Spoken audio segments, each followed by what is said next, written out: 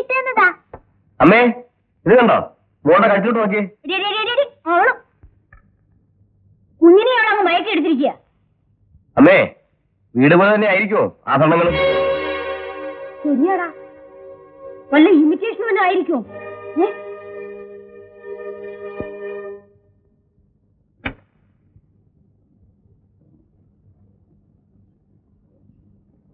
അമ്പത് പവനം കൊണ്ടാ വന്നത് പോലെ പവനോ എങ്ങനെ വിശ്വസിക്കും? ഉടനെയല്ല അമ്മ, ഇതൊക്കെ സ്വർണ്ണമാണ്. സ്വർണ്ണം പോലും അത് നീ പറഞ്ഞാ പാടില്ല.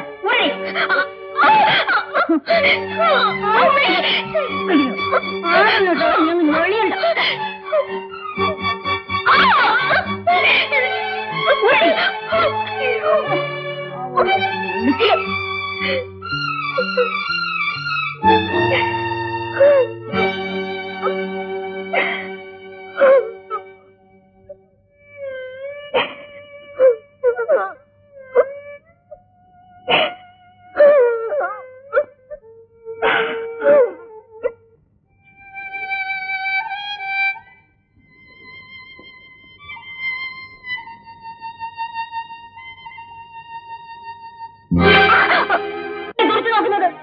നിന്റെ കണ്ണ് ഞാൻ പറഞ്ഞെടുത്തോളി. നിന്റെ തന്ത ഇവിടെ അലക്കാരെയൊന്നും അയച്ചു തന്നിട്ടില്ല. ആവശ്യത്തിന് ജോലിക്കാരെ വയ്ക്കാൻ ഇവിടെ ആരും സമ്പാദിച്ചു വെച്ചിട്ടില്ല.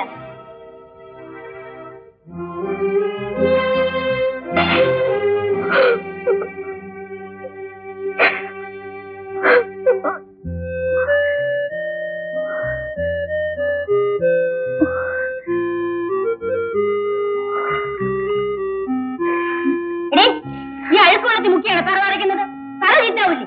പോയി നല്ലവരെ ഒന്നും തുടയ്ക്കാം. അവിടെ ഒരു കുഴപ്പമുണ്ടില്ലേ?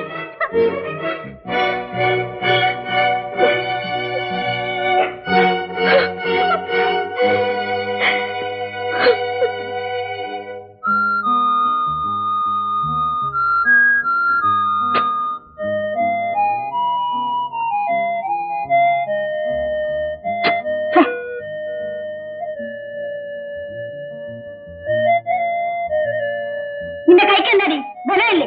ഒന്ന് അമർത്തി തിരുമ്പ.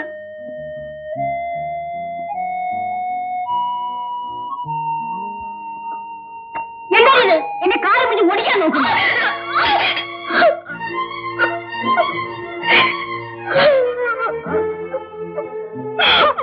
അവളുടെ ഒരു കള്ളക്കടച്ചിൽ കണ്ടില്ലേ? ഒരു ചവിട്ടിയിട്ടുണ്ടല്ലോ. ഇത് മോഹൻ പൊടിയപ്പത്തോ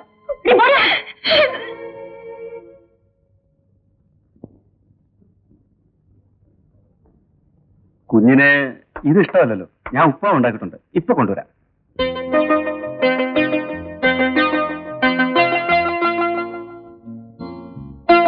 ഓരോരുത്തർക്ക് അവരോരോ ഇഷ്ടത്തിന് വെച്ച് വിളമ്പാനുള്ള വകയൊന്നും ഇവിടെ ഇല്ല. ആരും കൊണ്ടുവന്നിട്ടുമില്ല. വേണമെങ്കിൽ ഇവിടെ എന്തുണ്ടാക്കുന്നോ അത് കഴിച്ചോണം.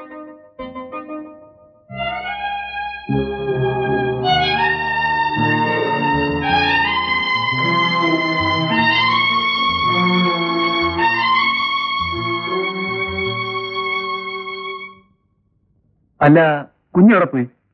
നീ അതിഞ്ഞിതാ വയ്ക്കോ.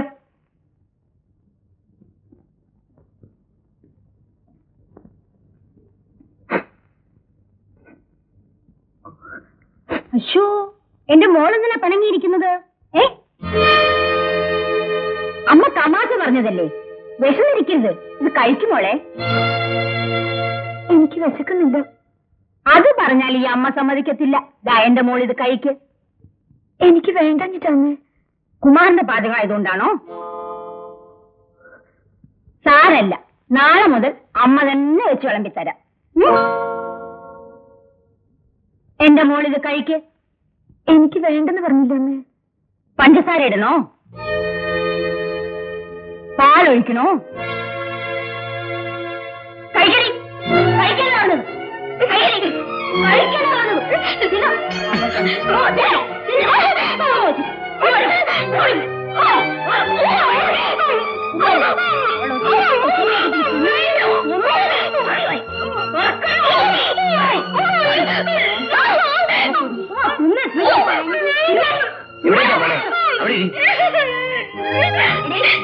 പ്രിയപ്പെട്ട ഭർത്താവ് വരുമ്പോ പറഞ്ഞു കൊടുക്ക്. എന്നെ ഇനി പറഞ്ഞു കൊടുക്ക്. ചോദിക്കാൻ ഇങ്ങോട്ട് വരട്ടെ. അപ്പോഴേ അവനും നിനക്കും ഈ സൗമനി ആരാണെന്ന് മനസ്സിലാവും. അവളൊരു ഉത്തരവാദി.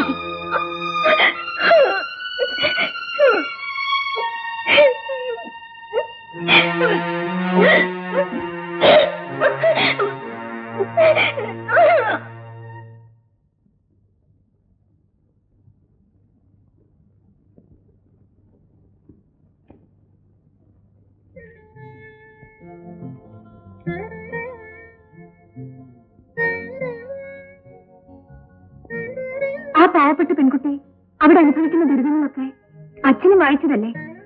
അവളെ ആ നരകത്തിൽ നിന്ന് രക്ഷപ്പെടുത്താൻ എന്തെങ്കിലും ഒരു വഴി പറഞ്ഞു വെച്ച? ഒരു വഴിയേ ഉള്ളൂ, നിയമത്തിന്റെ വഴി, ഡൈവോഴ്സ്. അവളെ ഇഷ്ടമാണ് അച്ഛാ. എങ്കിൽ അവൻ അവളെ അവിടെ നിന്ന് ഇറക്കിക്കൊണ്ട് പോരട്ടെ, അവന്റെ കൂടെ താമസിപ്പിക്കട്ടെ. ആ ധൈര്യം നിങ്ങൾ കാണിക്കുമോ?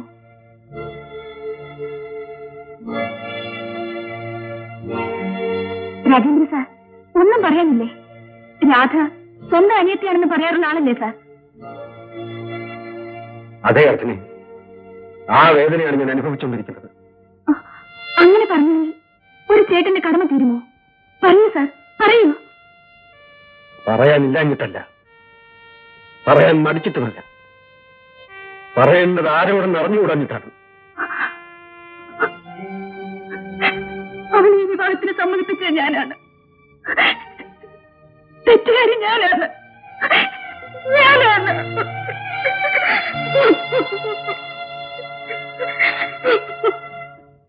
ഹലോ, ടാക്സി സ്റ്റാൻഡ് അല്ലേ? ഉടനെ ഒരു കാർ അങ്ങോട്ട് അയക്കണം, സൗമനി അമ്മയുടെ വീട്ടിലേക്ക്. അതെ അതെ അതെ, അവിടെ തന്നെ. അറിയാലോ. ആ ആ മോനെ, നീ വന്നോ? നന്നായി. ആ ഭാനുമതി അമ്മയ്ക്ക് തീരെ സുഖമല്ലെന്ന് ഇപ്പോഴാ ഫോൺ വന്നത്. ഞാൻ ടാക്സി വിളിക്കായിരുന്നു. നിന്റെ ചേട്ടൻ എപ്പോഴാ ക്ലബിൽ നിന്ന് വരാന്നറിയില്ലല്ലോ. നീ ഒന്ന് ഞങ്ങളുടെ കൂടെ വാ. ശരി അമ്മേ. ആ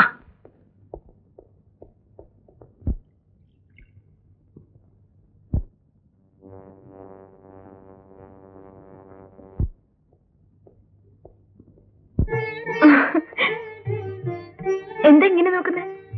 നിനക്കെന്താ ഒരു ആഹ്ലാദം? ഇവിടെ സങ്കടപ്പെടാൻ എന്തിരിക്കുന്നു? അച്ഛനും അമ്മയൊക്കെ അവർക്ക് വിഷമം കാണില്ലേ? സംഭവിച്ചത് അങ്ങനെയല്ലേ? അവരെയും കുറ്റം പറഞ്ഞ കാര്യമില്ലല്ലോ.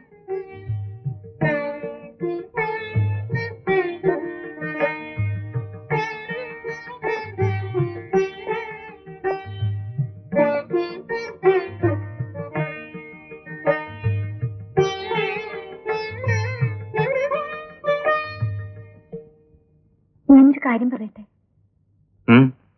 എന്തു പറ്റി? പറ്റേണ്ടത് പറ്റി. എന്നുവെച്ചാ?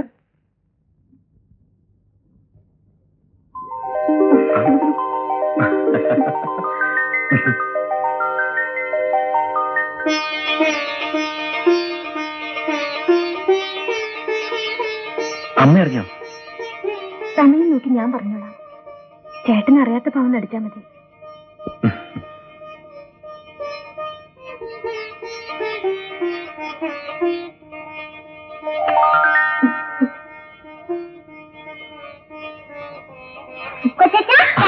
അമ്മ വിളിക്കുന്നു.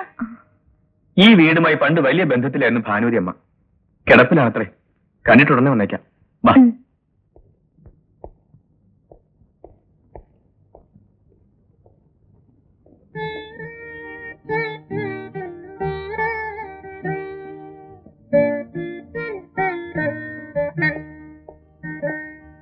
വാ, കേറിക്കും മോളെ.